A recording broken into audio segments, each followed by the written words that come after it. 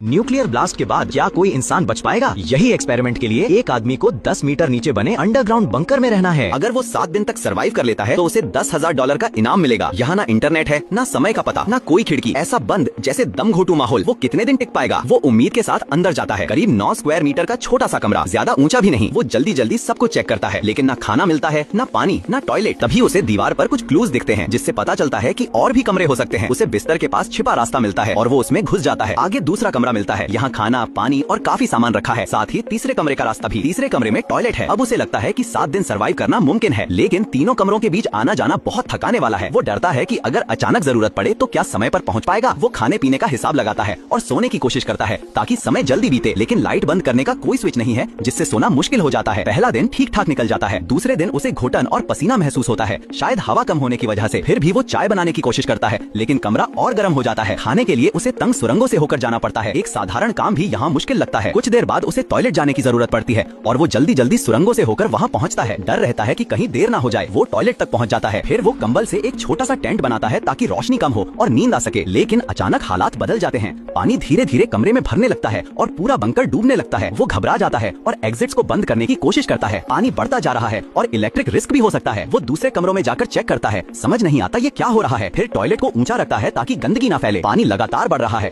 पहला कमरा डूबने लगता है। वो जल्दी जल्दी जरूरी सामान बचाने की कोशिश करता है और दिन बीत जाता है। तीसरा दिन बहुत मुश्किल गुजरता है। पानी इतना बढ़ जाता है कि रास्तों से गुजरते समय उसे आधा चेहरा बाहर रखकर सांस लेनी पड़ती है। वो फैसला करता है कि अब सिर्फ उसी कमरे में रहेगा जहाँ खाना है। चौथे दिन वो वहीं टिक जाता है। खाने पीने की कमी नहीं है, लेकिन टॉयलेट जाना अब बहुत मुश्किल हो गया है।